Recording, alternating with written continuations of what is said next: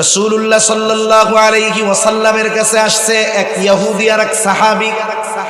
একটা জমি নিয়ে দ্বন্দ্ব দুজনের মধ্যে। প্রমাণ হাজির করা হলো, সকলে সমান সমান। লাস্টে আল্লাহর রাসূল সাল্লাল্লাহু আলাইহি ওয়াসাল্লাম বললেন, কসম করো কসম। এইবার ইহুদি জমির মালিক না হওয়ার পরেও নির্দ্বিধায় সে কসম করে বসলো। সাহাবীও তো সত্যের উপর, সেও কসম করলো। এইবার ইহুদি মিথ্যা কসম করেছে, নবীজি বুঝতে পেরেছেন।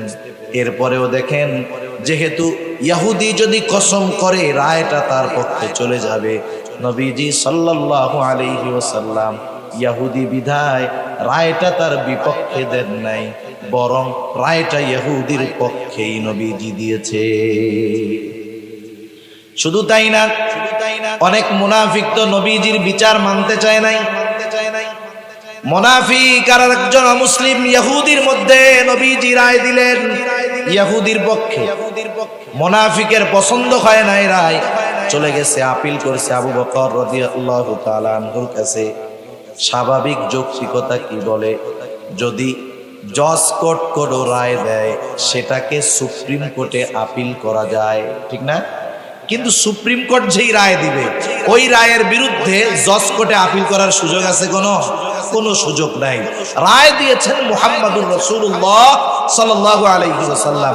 আর ওই মুনাফিকের নবীজির রায় বিচার পছন্দ হয় নাই। ও চিন্তা করছে, আমি তো মুসলমানের সাথে থাকি, পেছনে নামাজ পড়ি, জিহাদে যাই, উনি আমার পক্ষে রায় দিবে, ইহুদির পক্ষে কেন? পছন্দ হয় নাই রায়। আবু বকর রাদিয়াল্লাহু তাআলা আনহুর কাছে গিয়ে আপিল করছে, সানি করাইতে যায়। জিজ্ঞাসা করছেন, প্রথম রায়টা কে দিয়েছে? নবীজি মুহাম্মাদুর রাসূলুল্লাহ সাল্লাল্লাহু আলাইহি ওয়াসাল্লাম। উনি বললেন, এটা আমার দ্বারা সম্ভব না। এবার ওই ইহুদি, ওই মুনাফিক চিন্তা করলো, ওমরের কাছে গেলে মনে হয় কাজ হবে, কারণ ওমর কাফেরদের ব্যাপারে কঠোর। এইবার ওমর রাদিয়াল্লাহু তাআলা আনহুর কাছে গিয়ে বলতেছে, আমরা একটা বিচারের সানি করানোর জন্য আসছি। প্রথম বিচার কে করছে? মুহাম্মাদুর রাসূলুল্লাহ সাল্লাল্লাহু আলাইহি ওয়াসাল্লাম। এইবার মুনাফিক বলতেছে, উনি ইহুদির পক্ষে রায় দিয়েছেন, আমার বিপক্ষে দিয়েছে। এইবার ওমর রাদিয়াল্লাহু তাআলা আনহু তারে জিজ্ঞাসা করতেছে, নবীজির রায় তোমার পছন্দ হয় নাই না? হয় নাই না? হয় নাই। এবার ঘর থেকে তলোয়ার নিয়ে আসছেন, এই মুনাফিককে দুনিয়া থেকে চিরতরে বিদায় করে দিয়েছে।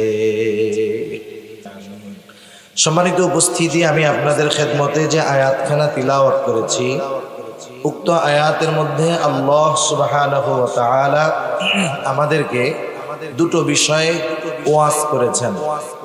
আল্লাহ সুবহানাহু ওয়া তাআলা ওয়াজ করেছেন। আল্লাহ রাব্বুল আলামিন বলেন, ইন্নাল্লাহা ইয়া'মুরুকুম আন তু'আদ্দুল আমানাতি ইলা আহলিহা। আল্লাহ রাব্বুল আলামিন বলেন, নিশ্চয়ই আল্লাহ তোমাদেরকে আদেশ করতেছেন, ইন্নাল্লাহা ইয়া'মুরুকুম আন তু'আদ্দুল আমানাতি ইলা আহলিহা।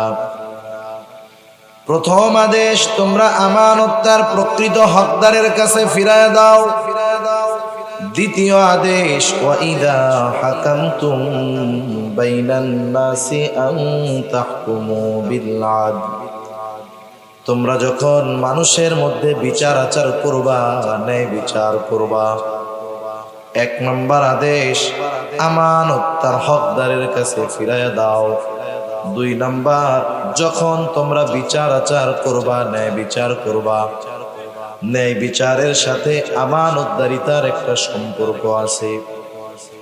কারণ একথা হয়তো আমাদের জানা আছে, আমানত শুধুমাত্র লেনদেনের মধ্যে সীমাবদ্ধ কোনো বিষয় নয়, বরং আমানতদারিতা এটা ব্যাপক একটা জিনিস। এই জন্য যখন কেউ বিচারকের আসনে সমাসীন হন, যখন কেউ বিচারকের দায়িত্ব পান, ওই বিচারকের জন্য ন্যায় বিচার করাটাও আমানতদারিতা। বিচারকের কাছে যিনি বিচার প্রার্থী হিসাবে আসবেন, ন্যায় বিচার পাওয়া মাজলুমের আমানত। যদি কোনো বিচারক ন্যায় বিচার না করে, তাহলে সে মাজলুমের সাথে খেয়ানত করে। কারণ বিচারের দায়িত্ব তিনি নিয়েছেন, তাকে দেওয়া হয়েছে, এটা আমানত। দায়িত্বটা আমানত হয়। অথচ আফসোস, আজকে তো এমন এক জামানা, যেই জামানায় মানুষ দায়িত্ব নিজের থেকে নেওয়ার জন্য কাড়াকাড়ি করে। বিচারকের দায়িত্বে যিনি আছেন তিনিও কিন্তু আমানত রক্ষার দায়িত্বে আছেন। ইমাম আজম আবু হানিফা রহমাতুল্লাহি আলাইহি এই বিচারকের দায়িত্ব নেওয়ার জন্য প্রস্তাব দিয়েছিল খলিফা মনসুর। মানুষের মাঝে যখন খলিফা মনসুর ইমাম আজম আবু হানিফা রহমাতুল্লাহি আলাইহিকে প্রস্তাব দিল প্রধান বিচারপতির দায়িত্ব নেওয়ার জন্য, ইমাম আবু হানিফা রহমাতুল্লাহি আলাইহি দায়িত্ব নিলেন না। সবার সামনে তিনি যখন খলিফার প্রস্তাবকে ফিরায় দিলেন, খলিফা ইমাম আবু হানিফার উপরে প্রচন্ড রাগান্বিত হয়ে গেলেন। লজ্জিত যে আমার কথা মানে নাই, তার গায়রতে লাগলো। ইমাম আজম আবু হানিফা রহমাতুল্লাহি আলাইহির গায়ে খলিফা মনসুর চাবুক দিয়ে একটি আঘাত করলেন। খলিফা মনসুরের চাচা যখন জানতে পারলো খলিফা মনসুর এই কাজ করেছে, খলিফা মনসুরকে মনসুরের চাচা বলতেছে, ও মনসুর, কাজটা তুমি কিন্তু ভালো করো নাই, তুমি ইমাম আবু হানিফার কাছে ক্ষমা চাও। খলিফা রাষ্ট্রের প্রধান ইমাম আবু হানিফার কাছে গিয়ে ক্ষমা চাইবেন, এটা তার আত্মসম্মানে লাগতেছে। তিনি চিন্তা করলেন তিনি তার বিশ্বস্ত লোকটাকে ক্ষমা চাওয়ার জন্য ইমাম আবু হানিফার কাছে পাঠায়া দিবেন। বিশ্বস্ত লোকটাকে পাঠায়া দিলেন, সাথে এক থলে স্বর্ণ মুদ্রা দিয়ে ইমাম আবু হানিফার কাছে পাঠানোর সময় বললেন, শোনো, ইমাম আবু হানিফাকে গিয়ে বলবা খলিফা তার আচরণের জন্য লজ্জিত, দুঃখিত, আপনার কাছে ক্ষমা চাইছে, মাফ করে দিয়েন। সাথে সাথে আমার পক্ষ থেকে এই এক থলে স্বর্ণ মুদ্রা তাকে হাদিয়া দিবা। বলবা এই হাদিয়া যদি আপনি গ্রহণ করেন, খলিফা সুনিশ্চিত হবে যে আপনি তাকে ক্ষমা করছেন। লোকটা ইমাম আবু হানিফার কাছে চলে গেল, গিয়া সব খুলে বলল। ইমাম আবু হানিফা রহমাতুল্লাহি আলাইহি বললেন, ঠিক আছে, খলিফা যেহেতু তার কর্মের জন্য লজ্জিত, আমি তাকে ক্ষমা করে দিলাম, মাফ করে দিলাম। এইবার লোকটা বলতেছে, আপনার জন্য খলিফা এক থলে স্বর্ণ মুদ্রা হাদিয়া দিয়েছে, আপনি এটা গ্রহণ করলে খলিফা সুনিশ্চিত হবেন যে আপনি তাকে ক্ষমা করে দিয়েছেন। এইবার ইমাম আবু হানিফা রহমাতুল্লাহি আলাইহি লোকটাকে জিজ্ঞাসা করতেছে, তুমি আর তোমার খলিফা যে আমাকে হাদিয়া দিল, এই হাদিয়া কি তার ব্যক্তিগত সম্পদ থেকে দিয়েছে নাকি? লোকটা বলতেছে, না, রাষ্ট্রীয় কোষাগার থেকে দিয়েছে। ইমাম আবু হানিফা রহমাতুল্লাহি আলাইহি বললেন, কোন খলিফার এই অধিকার নাই, কোন রাষ্ট্রপ্রধানের এই অধিকার নাই। রাষ্ট্রের সম্পদ যেখানে খুশি সেখানে ব্যয় করবে। খলিফার দায়িত্ব হলো, রাষ্ট্রপ্রধানের দায়িত্ব হলো রাষ্ট্রের সম্পদ রক্ষণাবেক্ষণ করা, যথাযথ হকদারকে দেওয়া, অপচয় রোধ করা। এক কথায় এই সম্পদ তার কাছে আমানত, আর আমানতের বস্তু কাউকে হাদিয়া দেওয়া যায় না। তুমি তোমার খলিফাকে গিয়ে বলবা, সে যে ভাতা পায় ওর থেকে 1 টাকা বেশি নেওয়া রাষ্ট্রীয় সম্পদ থেকে তার জন্য বৈধ নয়। বলে আপনি রাখেন, নিজে ব্যয় না করেন, মানুষকে সদকা করে দিন। ইমাম আবু হানিফা রহমাতুল্লাহি আলাইহি বললেন, এই সম্পদ রাখার পর এটা আমি ব্যবহার করলাম নাকি সদকা করে দিলাম সেটা বিষয় নয়। তোমার খলিফা জানবে যে ইমাম আবু হানিফা আমার হাদিয়া গ্রহণ করেছে, এই জন্য তুমি ফেরত দিবা, সাথে সাথে কথাগুলো তাকেও বলবা। এইবার লোকটা ফিরে গেল। ইমাম আবু হানিফা যেই কথাগুলো বলতে বলছে সেই কথাগুলো খলিফাকে বলল। খলিফা আগের চাইতে আরো বেশি রাগান্বিত হয়ে যায়। এইবার ইমাম আবু হানিফাকে আটকায়া দিল জেলখানায়। অত্যাচারের উপর অত্যাচার, জুলুম করা হয়, চাবুক মারা হয়। ইমাম আজম আবু হানিফাকে বলা হয়, ও আবু হানিফা, আপনাকে ছেড়ে দেওয়া হবে শুধু আপনি যদি প্রধান বিচারপতির দায়িত্ব গ্রহণ করেন। ইমাম আবু হানিফা এত জুলুমের শিকার হলেন, তবুও তিনি প্রধান বিচারপতির দায়িত্ব নেন নাই। ঐতিহাসিকদের দুইটি মত। প্রথম মত, যখন ইমাম আজম আবু হানিফার উপরে জুলুম অত্যাচার করেও তাকে নমনীয় বানাইতে পারল না, খাবারের সাথে বিষ মিশায়া ইমাম আবু হানিফাকে হত্যা করা হলো। আর এক বর্ণনা, তিনি যখন প্রচন্ড অসুস্থ হয়ে গেলেন, ওনাকে বাড়িতে পাঠিয়ে দেওয়া হলো, গৃহবন্দী করে দেওয়া হলো। ওই অবস্থায় তিনি দুনিয়া থেকে ইন্তেকাল করলেন। ইমাম আবু হানিফাকে জিজ্ঞাসা করা হয়েছিল, ও ইমামে আজম, আপনি এত জুলুম অত্যাচার সহ্য করলেন, দায়িত্বটা নিলে তো আপনার উপরে এত জুলুম অত্যাচার হইতো না। আপনি তো প্রধান বিচারপতির দায়িত্ব নেওয়ার যোগ্যতা আপনার মধ্যে ছিল, এরপরেও কেন নেন নাই? তিনি বললেন, শোনো, দায়িত্ব নাই, চিন্তা নাই, কিন্তু প্রধান বিচারকের দায়িত্ব নেবার পর আমি যদি ন্যায় বিচার না করতে পারতাম, মাজলুমকে যদি ন্যায় বিচার যদি না দিতে পারতাম, কিয়ামতের দিন আল্লাহ তাআলার সামনে খেয়ানতকারী হিসাবে উপস্থিত হওয়া লাগতো। এ কথা আমি বোঝানোর জন্য বললাম যে দায়িত্ব এটা আমানত। তাহলে যিনি বিচারকের আসনে সমাসীন, এই দায়িত্বটা তার কাছে আমানত। সেটা বাংলাদেশের বিচারক হোক, সেটা অন্য দেশের বিচারক হোক। সাধারণত গ্রামের মধ্যে অনেক সময় সালিশ বিচার হয় না? হয়। অনেকে দুই পক্ষ একজনকে যখন মানে যে উনি আমাদের মধ্যে ফয়সালা দিবেন, উনি তখন বিচারক।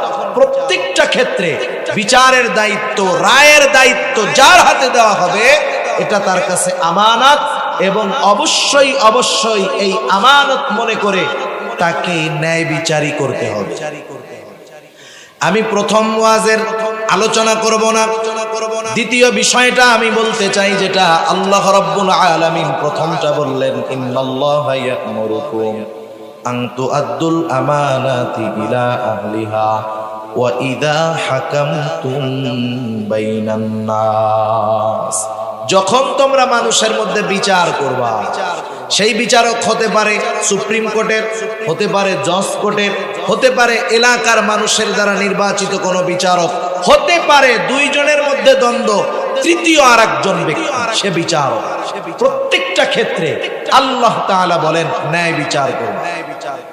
ওয়া ইযা হাকামতুম বাইনান নাসি আন তাহকুমু বিল আদল, ন্যায় বিচার করবা। যদি কখনো এমন হয় বিচারকের আসনে আমি আপনি, আমার আপনার কাছে বিচার চাইতে আসছে আমার শত্রু, কি করব? আল্লাহ রাব্বুল আলামিন বলেন, খবরদার খবরদার, ওয়ালা ইয়াজরিমান্নাকুম শানাআনু কওমিন আলা আল্লা তা'দিলু ই'দিলু হুয়া আকরাবু লিত্তাকওয়া।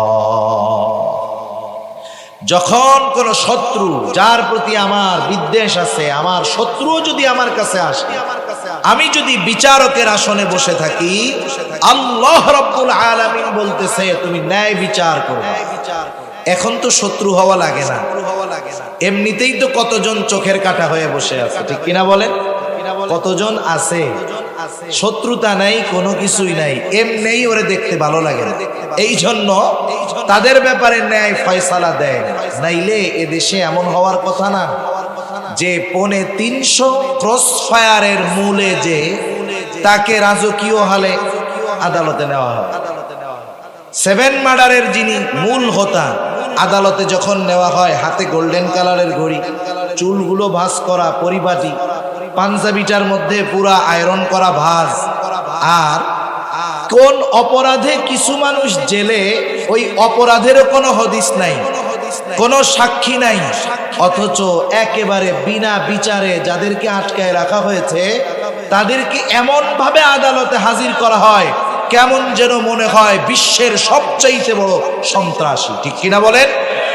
মনে রাখতে হবে, দুনিয়ায় যখন ইনসাফ থাকে না, ন্যায় বিচার থাকে না, যখন এই অবস্থা হয় ন্যায় পরায়ণতা থাকে না, বুঝতে হবে অচিরেই আল্লাহ সুবহানাহু ওয়া তাআলার গোসা ওই জাতির উপরে পতিত হবে। ঠিক কিনা বলেন? আর এই কথাও মনে রাখতে হবে, আজকের দিনটা হয়তো জালেমের, আগামী দিনটা কিন্তু মাজলুমের। ঠিক কিনা বলেন? এজন্য বিচারকের দায়িত্ব কঠিন এক দায়িত্ব।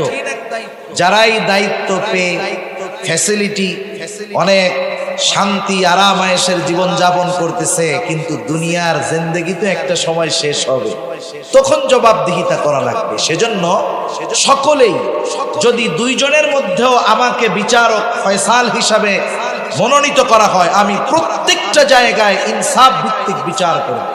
রাসূল আকরাম সাল্লাল্লাহু আলাইহি ওয়াসাল্লাম ন্যায় বিচারের সর্বোত্তম উপমা আমাদের সামনে রেখে গেছে, রাসূলের সাহাবায়ে কেরাম রেখে গেছেন। আমরা সেই নবীর উম্মত, এজন্য এই বিষয়গুলো খেয়াল রাখব। রাসূলুল্লাহ সাল্লাল্লাহু আলাইহি ওয়াসাল্লামের কাছে আসছে এক ইহুদি আর এক সাহাবী, একটা জমি নিয়ে দ্বন্দ্ব দুজনের মধ্যে। প্রমাণ হাজির করা হলো, সকলে সমান সমান।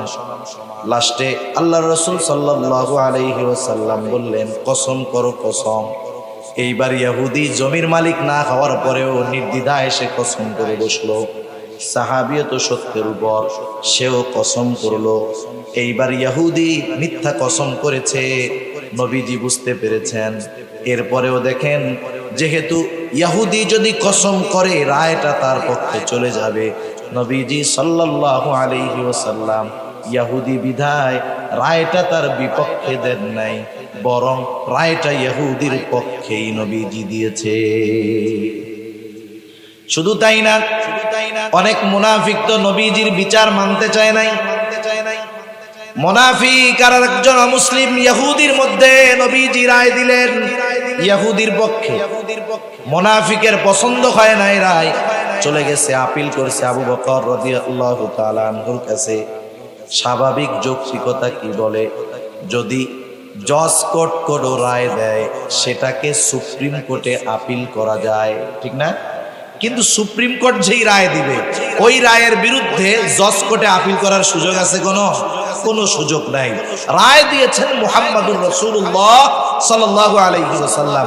আর ওই মুনাফিকের নবীজির রায় বিচার পছন্দ হয় না। ও চিন্তা করছে, আমি তো মুসলমানের সাথে থাকি, পেছনে নামাজ পড়ি, জিহাদে যাই, উনি আমার পক্ষে রায় দিবে, ইহুদির পক্ষে কেন দিবে? পছন্দ হয় নাই রায়। আবু বকর রাদিয়াল্লাহু তাআলা আনহুর কাছে গিয়ে আপিল করছে, সানি করাইতে যায়। জিজ্ঞাসা করছেন, প্রথম রায়টা কে দিয়েছে? নবীজি মুহাম্মাদুর রাসূলুল্লাহ সাল্লাল্লাহু আলাইহি ওয়াসাল্লাম। উনি বললেন, এটা আমার দ্বারা সম্ভব না। এবার ওই ইহুদি, ওই মুনাফিক চিন্তা করলো, ওমরের কাছে গেলে মনে হয় কাজ হবে, কারণ ওমর কাফেরদের ব্যাপারে কঠোর।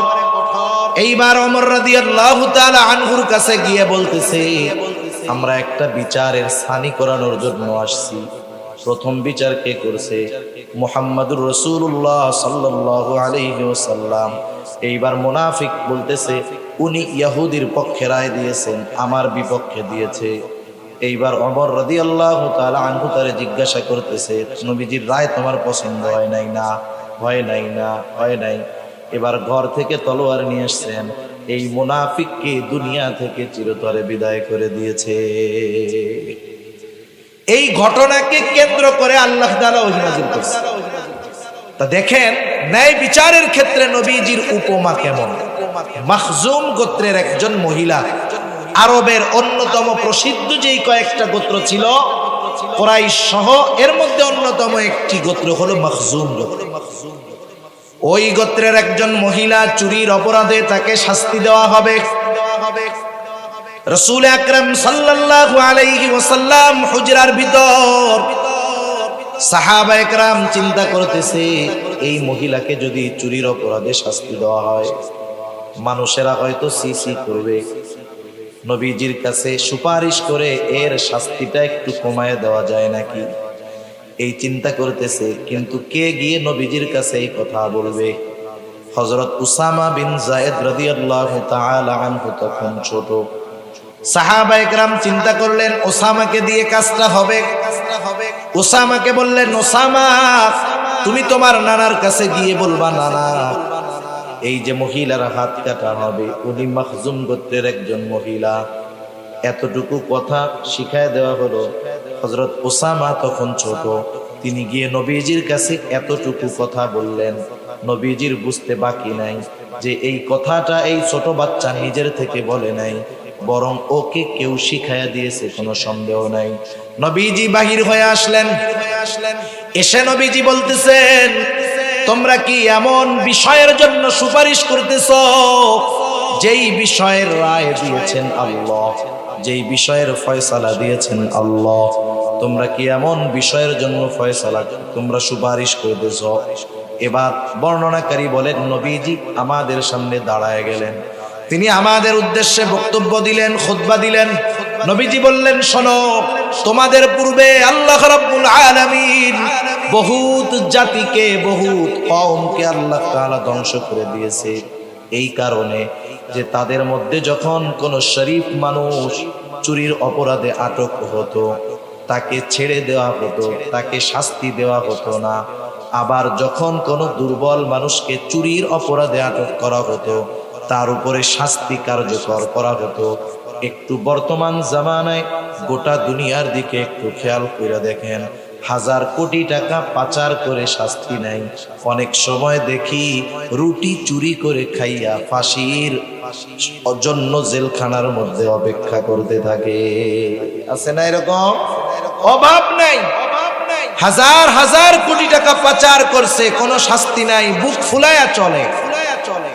এরা জেলখানায় যাওয়ার আগে, আদালতে যাওয়ার আগে ওদের আগাম জামিন হয়ে যায়, অথচ মাসি মাইরা জেলখানার মধ্যে ফাঁসির জন্য অপেক্ষা করতেছে। এমন ঘটনা আমাদের দেশ সহ গোটা দুনিয়ায় আছে।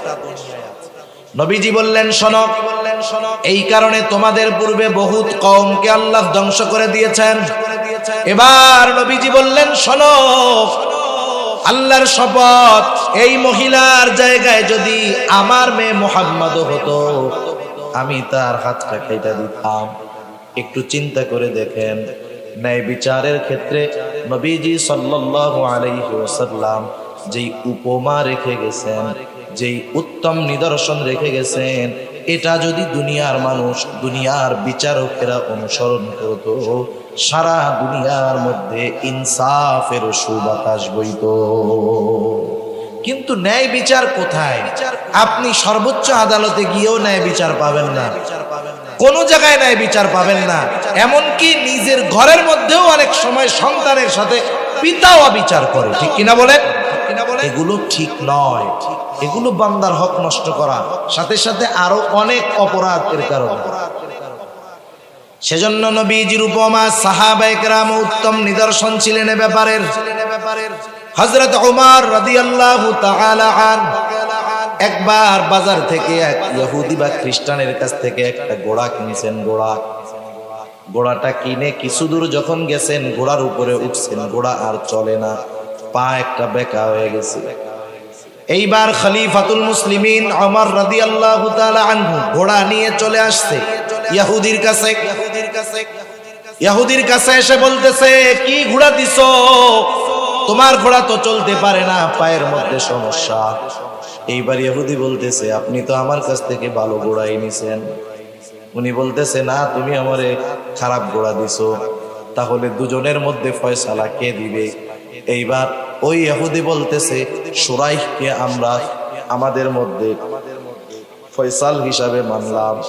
ঐতিহাসিক প্রসিদ্ধ কাজী শুরাইহ, তখনও তাকে দায়িত্ব দেওয়া হয় নাই।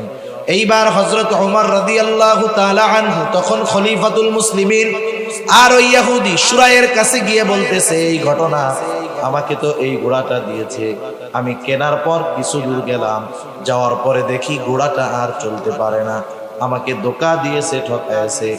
এইবার ইহুদি বলতেছে, আমি ওনারে ভালো ঘোড়া দিয়েছি।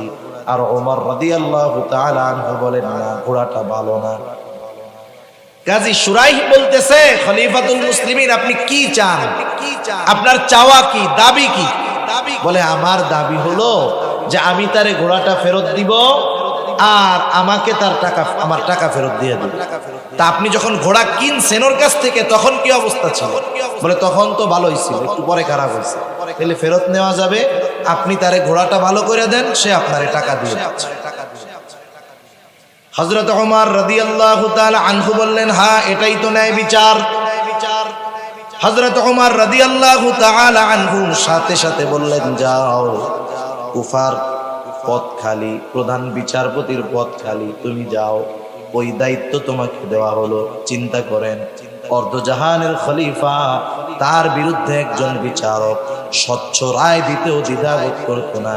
আর এই জামানার অবস্থার দিকে তাকাইলে আমার কিছু বলা লাগবে না, আপনারাই বুঝতে পারবে। আর একবার হযরত আলী রাদিয়াল্লাহু তাআলা উনি যুদ্ধের ময়দানে এক ধরনের পোশাক পরতো, লোহার পোশাক, লৌহ বর্ম, যাতে করে শত্রুর অস্ত্রের আঘাত গায়ে না লাগে। উনি ওনার বর্মটা নিয়ে কোথাও যাচ্ছেন, হঠাৎ করে বাহক থেকে ওইটা পড়ে গেছে, উনি টের পান না। একজন ইহুদি ওইটা দেখছে, নিয়ে ওইটা ও চুরি করে নিয়ে চলে আসছে। ও দেখছে যে খলিফার ঘোড়া থেকে পড়ছে, খলিফা যখন চলে গেছে ও ওইটা নিয়ে চলে আসছে। কিছুদিন পর বাজারে এটারে বিক্রি করতে আবার উঠাইছে। চুরি করে আয় না তো নগদে উঠায় না, কদিন পরে উঠাইবে। যেমন আজকে আমি হাটহাজারী উপজেলা পরিষদ মসজিদে নামাজ পড়তেছি, ভিতরেও নিছি, হায় হায় একটু পরে দেখি স্যান্ডেল আমার নাই, গায়েব হয়ে গেছে। ওইটারেও তো আশেপাশে কোনো জায়গায় বিক্রি করবে, কিন্তু আজকে কালকে করবে না, একটু ঘষা মাজা দিয়া পরিষ্কার করে এরপরে আবার বিক্রি করবে। তো যাই হোক, এখন খলিফাতুল মুসলিমিনের তো বর্ম নাই, উনি বর্ম কেনার জন্য বাজারে আসছে। আসার পরে দেখে, হায়রে এ তো আমার সেই বর্ম। বলেন তো, আমার স্যান্ডেলটা যতই রং করুক আর কালার করুক না কেন, আমি যদি এক সপ্তাহ পরেও গিয়া যদি স্যান্ডেলটা দেখি, চিনবো কি চিনবো না? কিন্তু কিছু করার নাই, কারণ প্রমাণ নাই।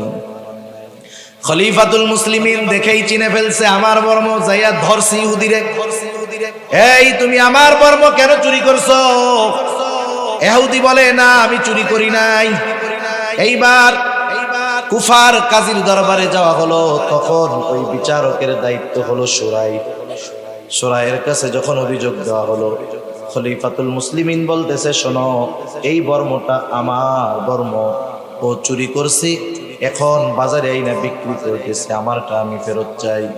এইবার ইহুদি বলতেছে, না এটা আমার বর্ম, আমি চুরি করি নাই। তাহলে খলিফাতুল মুসলিমিন, আপনি যেহেতু দাবি করতেছেন, আপনার পক্ষে সাক্ষী দরকার যে এই বর্মের মালিক আপনি। সাক্ষী আছে? বলে হ্যাঁ আছে। কে? বলে আমার ছেলে হাসান আর আমার এক গোলাম। বিচারক বলতেছে, আর কোন সাক্ষী কি নাই? বলে না, আর কোন সাক্ষী নাই। বলে শোনেন, আপনার ব্যাপারে আপনার সন্তান এবং আপনার গোলামের সাক্ষ্য গ্রহণ করা হবে না। আলী রাদিয়াল্লাহু তাআলা আনহু আয়েশা দিছে, বলছে তাইলে তো আমার আর কোনো সাক্ষী নাই। ইহুদি রায়ে জয়ী হয়ে গেছে। এবার ইহুদি ওইটা নিয়ে চলে যাচ্ছে, দুইজনে কথা বলতেছে। কিছু দূর যাওয়ার পরে ওই ইহুদি চিন্তা করতেছে, কি করলাম, কত সুন্দর ন্যায় বিচার, খলিফাতুল মুসলিমিন যদি আমার থেকে নিয়েও যাইতো, ওটা তো তার, কিছু বলার ছিল না আমার। এরপরেও বিচারক যদি চাইতো, ওনার কথা বিশ্বাস করে ওনার পক্ষে রায় দিতে পারতো, তাও দিল না। কত ইনসাফ, কত ন্যায় বিচার এদের মধ্যে। ও ফিরে আসছে আবার। এবার কাজী বলে, কি ব্যাপার, ফিরে আসতো কেন? ইহুদি বলতেছে, আমার ভুল হয়ে গেছে। বাস্তবতা হলো, খলিফা একদিন এই বর্মটা নিয়ে পেছনে নিয়ে দ্রুত তার সাথে কোথাও যেন যাচ্ছিলেন, বর্মটা পড়ে গেছে, উনি টের পায় নাই। আমি ওইটা ওখান থেকে নিয়ে আসলাম, এরপরে সুন্দর মতো পরিষ্কার করে বাজারে নিয়ে বিক্রয়ের জন্য আনলাম। আসলে মূলত এই বর্মর মালিক হলো খলিফাতুল মুসলিমিন, আমি মালিক নয়, বরং আমি এটা চুরি করেছি। কিন্তু আপনার এই বিচার আমার কাছে এত পছন্দনীয় হয়েছে, এইবার ওই ইহুদির অন্তরে এই ন্যায় বিচারের দৃষ্টান্ত দেখে তাওহীদের বাতি জ্বলে গেছে, ঈমান এনেছে, মুসলমান হয়ে গেছে। এক বর্ণনাকারী বলতেছে যে এই যুবকটাকে, এই ইহুদিকে আমি কিছুদিন পরে দেখেছি এক জিহাদের ময়দানে, বীর বিক্রমের সাথে সে যুদ্ধ করতেছে। একটু চিন্তা করেন, ন্যায় বিচার কত গুরুত্বপূর্ণ একটি বিষয় ছিল, অথচ এই ন্যায় বিচার দুনিয়ার জমিন থেকে উঠেই গেছে। ইনসাফ নাই, ন্যায় বিচার নাই। কোন জায়গায় দেখবেন যে পরিপূর্ণভাবে ন্যায় বিচার মানুষ পায় না। যেই সমাজের মধ্যে ইনসাফ থাকে না, ন্যায় বিচার থাকে না, যে জাতির মধ্যে ইনসাফ থাকে না, ন্যায় বিচার থাকে না, এরা বড় কপাল পোড়া, বড় দুর্ভাগা। আর যে জাতির মধ্যে ইনসাফ থাকে, ন্যায় বিচার থাকে, সেই জাতি বড় সৌভাগ্যবান জাতি। আজকে এই ন্যায় বিচার আমাদের মধ্যে থাকার কথা ছিল, কিন্তু আফসোস মুসলমান বিচারকদের মধ্যে অবিচার আরো বেশি। ঠিক কিনা বলেন? কিছুদিন আগে একটা ভিডিও দেখতেছিলাম, একজন দেখাচ্ছে জাপানের মধ্যে একটা এয়ারপোর্ট, ওই এয়ারপোর্টটা বড় কোনো বিমান নামতে পারে না। এর কারণ কি? ওই এয়ারপোর্টের ঠিক মধ্যে চতুর্দিক দিয়ে সরকার জমি কিনছে, আর মধ্যে একটা লোকের মালিকানার, একটা লোকের কিছু জমি আছে। গভর্নমেন্ট তার কাছ থেকে কিনতে চায়, সে বিক্রয় করে না। আবার এই কারণে বিক্রয় করে না বিদায় চতুর্দিক আটকায় তার চলাফেরার রাস্তা বন্ধ করে দিয়েছে এমন নয়, বরং তার চলাফেরার রাস্তা আছে। রাষ্ট্রপক্ষ বারবার চেষ্টা করতেছে যে তার কাছ থেকে জমিটা কিনতে। লোকটা বলে আমি বিক্রয় করব না। বলেন তো, আমাদের দেশ সহ অন্যান্য জায়গা হলে ওই একটা বুড়া লোককে তুড়ি দিয়া উড়াই দেওয়ার জন্য আমাদের লাঠিয়াল বাহিনী তো যথেষ্ট ছিল, ঠিক না?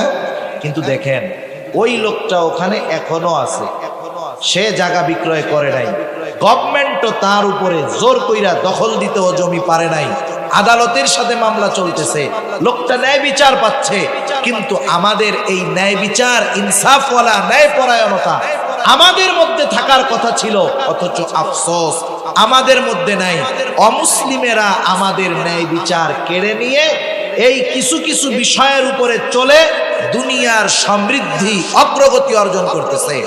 আর মুসলমানেরা অবিচার করে ন্যায় বিচারকে দূরে ঠেলে দিয়ে নিজেরা পেছনে পড়ে আছে। আপনি যে পশ্চিমা বিশ্বের অগ্রগতি দেখেন দুনিয়ার লাইনে, সমরাস্ত্রের দিক দিয়ে, প্রযুক্তির দিক দিয়ে আজ থেকে বেশি নয়, আপনি 150 বছর আগের ইতিহাস যদি জেনে থাকেন, ওসমানী খেলাফতের ইতিহাস যদি জেনে থাকেন, দেখবেন সমরাস্ত্রে, বিজ্ঞানে সব জায়গায় মুসলমানদের অগ্রগতি ছিল। কিন্তু 100 বছর পার না হতে মুসলমানেরা যখন অবিচার ধরে নিয়েছে, ন্যায় বিচার বাদ দিয়েছে, ইনসাফ চলে গেছে, তখন ওই পশ্চিমারা যাদেরকে মুসলমানেরা সভ্যতা শিখিয়েছে, ওরা দুনিয়ায় সমরাস্ত্রের দিক দিয়ে শক্তিশালী, প্রযুক্তির দিক দিয়ে শক্তিশালী। এজন্য আমরাও যদি দুনিয়ায় পরিচালিত হওয়ার জন্য যেই বিষয়গুলো কোরআন সুন্নাহ আমাদের শিক্ষা দিয়েছে, ওই বিষয়গুলো অনুযায়ী যথাযথ চলতে পারি, ইনশাআল্লাহ সেদিন দূরে নয় যেদিন সমরাস্ত্রের দিক দিয়ে শক্তিশালী হবে মুসলমানেরা, প্রযুক্তির দিক দিয়ে শক্তিশালী হবে মুসলমানেরা। মনে রাখতে হবে, সব কিছুই দুনিয়ার জ্ঞান বিজ্ঞান দিয়ে আগমন ঘটানো যায় না, বরং কিছু জিনিস আছে ইনসাফের মাধ্যমে আসমানওয়ালার কাছ থেকে পাশ করাতে হয়। ঠিক কিনা বলেন? সেজন্য আমি আর লম্বা করব না। আল্লাহ সুবহানাহু ওয়া তাআলা এই আয়াতের মধ্যে আমাদেরকে দুইটা ওয়াজ করছেন। একটা ওয়াজ হলো আমানতদার হওয়ার জন্য, দ্বিতীয় ওয়াজ হলো আমরা যখন মানুষের মধ্যে বিচার করব, ন্যায় বিচার করব, শত্রুও যদি আমার কাছে বিচার প্রার্থী হিসাবে আসে, আমরা তাকেও ন্যায় বিচার দিব, তার ব্যাপারেও ন্যায় পরায়ণতার উপমা সাক্ষ্য আমরা রাখবো। তাহলে কি হবে? আল্লাহ সুবহানাহু ওয়া তাআলা জানায়া দিলেন, কতই না সুন্দর ওয়াজ তোমাদেরকে করলাম। ওয়াইদা হাকামতুম বাইনান নাস আন তাহকুমু বিল আদল ইন্নাল্লাহা নি'মা ইয়াইদুকুম বি। আল্লাহ তাআলা তোমাদেরকে কতই না সুন্দর ওয়াজ করলেন, ইন্নাল্লাহা কানা সামিআন বাসীরা। এই ওয়াজ জানার পরেও আমরা যদি আমল না করি, কিছু বলা বলি করি, দুনিয়ার কেউ না জানলেও জানবেন কে? সেজন্য আল্লাহ তাআলা বলেন, এই সুন্দর ওয়াজটা জানার পর তোমরা যদি আমল না করো, আমি আল্লাহ সেটা দেখব। এই সুন্দর ওয়াজটা জানার পর তোমরা কি আলোচনা করো, আমি আল্লাহ তাআলা কিন্তু সেটা শুনি। সেজন্য আল্লাহ সুবহানাহু ওয়া তাআলা আমাদের সকলকে সকলের অবস্থানে পরিপূর্ণ আমানতদার ও ন্যায়পরায়ণ হওয়ার তৌফিক আল্লাহ দান করুন। সকলে বলি আমিন। ওয়া আখিরু দাওয়ানা আলহামদুলিল্লাহি রাব্বিল আলামিন। আসসালামু আলাইকুম ওয়া রাহমাতুল্লাহি ওয়া বারাকাতুহু।